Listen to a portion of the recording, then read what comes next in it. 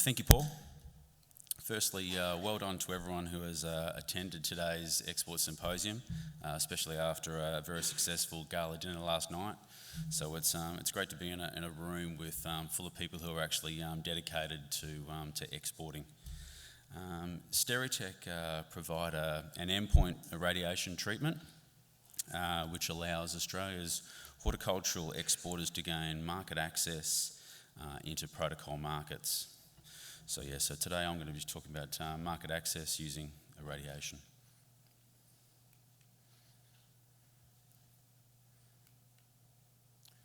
So just a very quick overview of our company. It's a privately owned company. We've been actually providing contract irradiation services for the last 40 years. We have facilities based in both Melbourne, Sydney and Queensland, in Brisbane. And it's the Brisbane facility, which is the newest facility, and it's also the one approved for processing fresh produce. And just recently, earlier last year, had just been approved as a USDA approved facility. Again, basically the USDA approved facility certificate was a fantastic thing for our company. Since gaining this approval, we've been able to open up other new markets such as Indonesia and Vietnam, and we're certainly seeing a lot of great traction using our process over the last 3-4 years.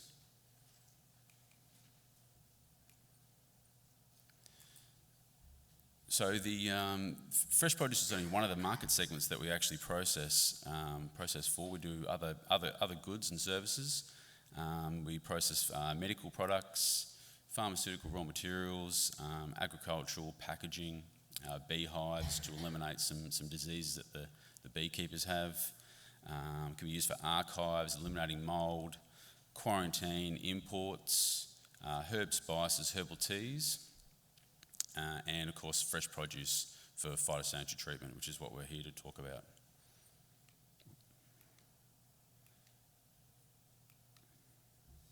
If I can go back.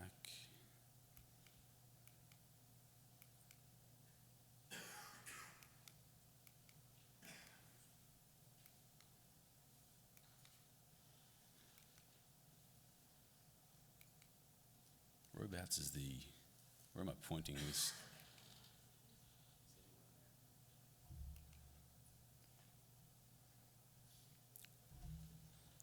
Okay, I'm not actually touching anything anymore.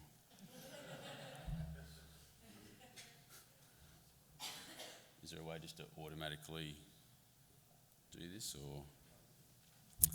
Yeah.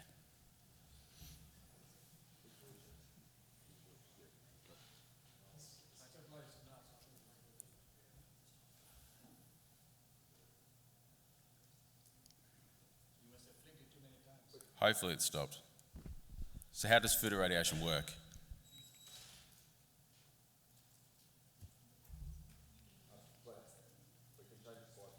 Perfect. If you could do that, that'd be great. I won't touch that. Yeah, thanks. So radiation, it's a process that uses energy, just like radiation from the sun. It's a form of radiation that comes from the following man-made sources. So our facilities that we have in Australia, they use cobalt-60, which is a radioactive source, and two other sources of energy that's used for radiation is electron beam and X-ray. Both the electron beam and X-ray are driven through electricity, electron accelerators, and I believe is also the future of the technology. Essentially, the reason we have cobalt-60 facilities is the technology just wasn't around 10 years ago in order to process full pallet loads of product, and now that this has come about, our next adventure is certainly getting into X-ray. Thanks. So how does the process work? So a pallet of fresh produce arrives at the irradiation facility. Again, it doesn't need to be broken down. So this is full pallets that go through the process. It's loaded onto a conveyor system, and that conveyor moves the pallet into the chamber past the source of radiation. It's a very quick process. So the pallet of fresh produce actually spends only about 45 minutes inside the treatment chamber, and it's also a continuous feed system. So we can actually process close to a 22 pallet load. That's unloading from the truck, going through the process, reloading for dispatch, all in about just under 2 hours. So it's a very quick.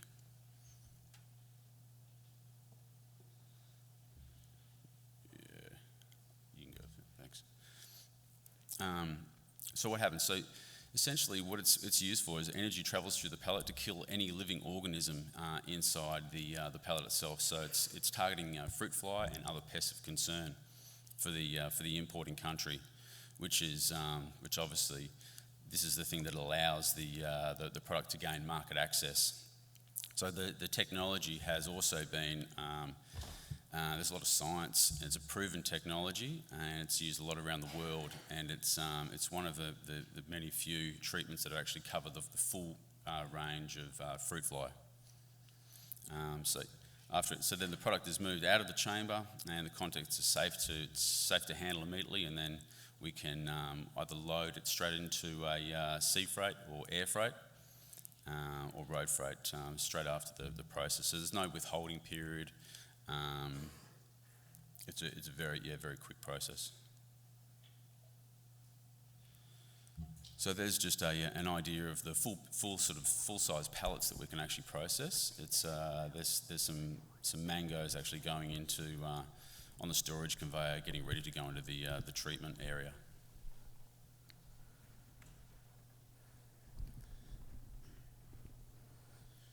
So this is basically a bit of an overview of what happens inside the chamber while the products are being treated. Again, you can hold 18 pallets at any one time.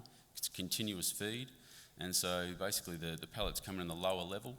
They rotate around the source, go up a lift to the upper level, and back out the top.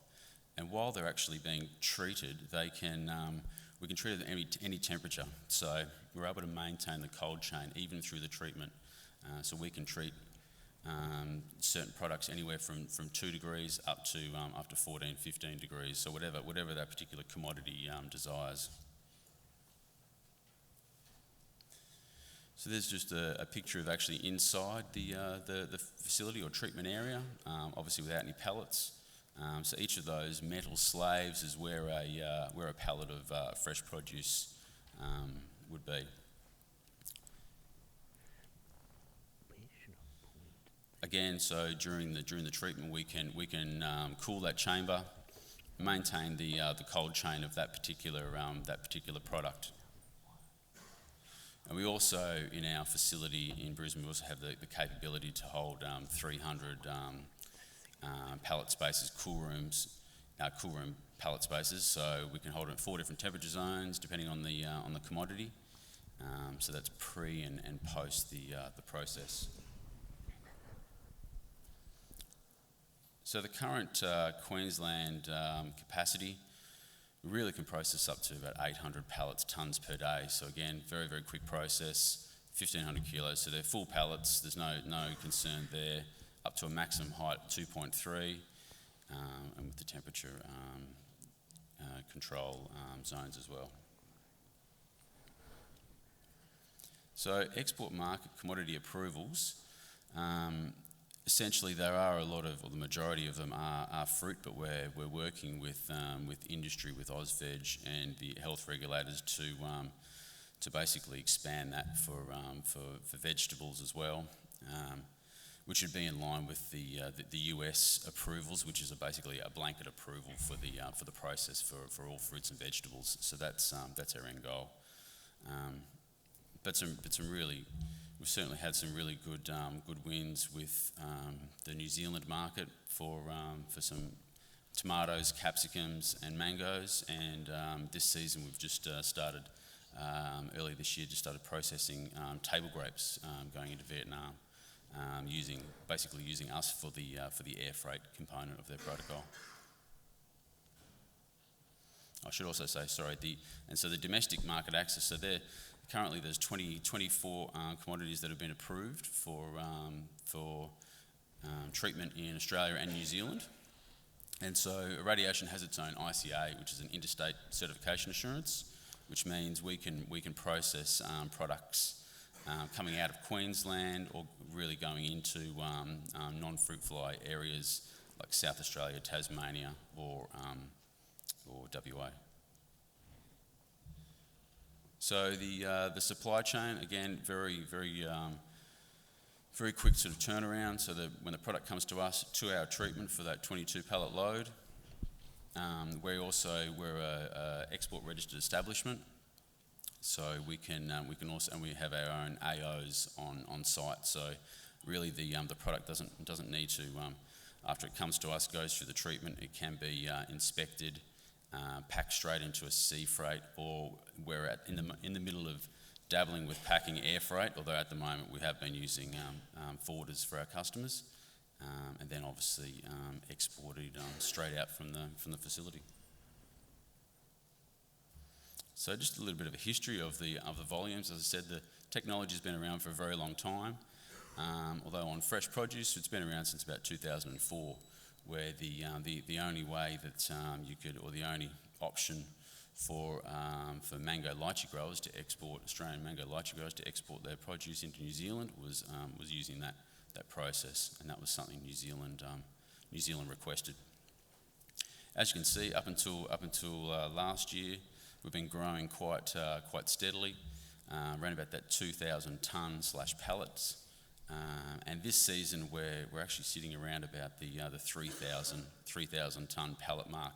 So as you can see, over the last 3 years we've really built up a fair bit of momentum, going from that just under 1,500 to 2,000 to this year around about that 3,000, and we expect that to expand as new markets open. So one of the things about being an endpoint treatment, we've made sure that we have good quality systems.